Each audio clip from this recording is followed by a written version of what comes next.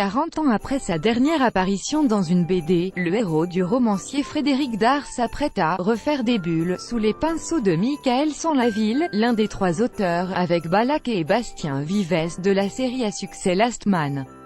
Le jeune Lyonnais a en effet réalisé un rêve de gosse en adaptant le 51e tome de la série, San Antonio chez les Gaunes. Adaptation que les éditions Casterman ont la gentillesse de présenter, en exclusivité, au lecteur de 20 minutes.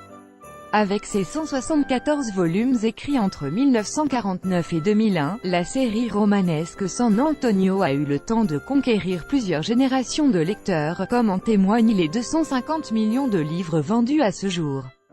Parmi ceux-ci, Michael Sanlaville qui doit ça pour le célèbre commissaire à sa maman. Lorsque j'étais gamin, elle désespérait tant de ne me voir lire que de la BD franco-belge et du manga qu'elle a volontairement laissé traîner quelques San Antonio, je les ai dévorés. Il faut dire que la série, forte d'une verve fleurie, argot et grivoiserie sont un peu les marques de fabrique de Frédéric Dard, est le meilleur appât pour amener un gosse à la lecture, parce que tout y est fun et addictif. Un enfant du cru pour rendre hommage au héros de sa jeunesse, Michael Sanlaville a volontairement choisi San Antonio chez les Gaunes, d'abord parce que j'ai moi-même été un gone. Un môme, dans l'argot lyonnais, sourit-il, et ensuite parce que cette enquête se déroule essentiellement dans un village qui ressemble à celui dans lequel j'ai grandi. Libéré des recherches graphiques, je n'avais plus qu'à me concentrer sur le découpage, les personnages et la mise en scène des dialogues.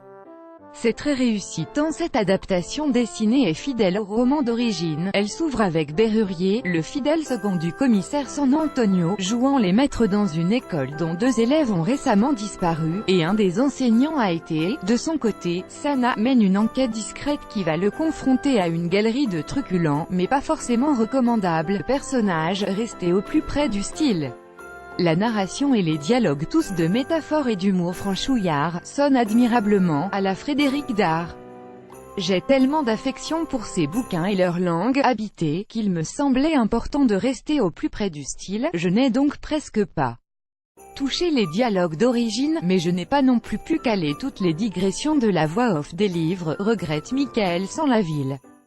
Quant à l'esthétique du livre, elle reste typique du style graphique de Sanlaville, qui emprunte autant de codes à la BD franco-belge qu'au manga ou au comic. L'ensemble est hyper dynamique, même si l'auteur précise avoir beaucoup calmé ma frénésie manga pour revenir à une narration et à un dessin plus posé, et les personnages ont de vraies tronches, comme Berrurier, par exemple. San Antonio, lui, avec sa belle gueule aux yeux bleus, est franchement inspiré par Alain de Longeune, et certains personnages secondaires, saurez-vous les retrouver, ont les traits de Gérard Depardieu, Dominique Strauss-Kahn ou Éric Zemmour, rigolo, violent. Et qu'aucun qu'on soit fan de San Antonio ou pas, il faut objectivement reconnaître que ce premier volume, dense, généreux, ici un peu violent et là un chouïa coquin, a tous les atouts pour cartonner en librairie. Si c'est le cas, avec encore 173 volumes de San Antonio à adapter, plus la suite de Last Man, qui compte déjà 10 volumes, à co-réaliser, Michael Sanlaville n'a plus de soucis à se faire pour son avenir professionnel. San Antonio chez les Gaunes, de Michael Sanlaville, d'après l'œuvre de Frédéric Dard, édition Casterman, 16 € en vente le 21 mars 2018.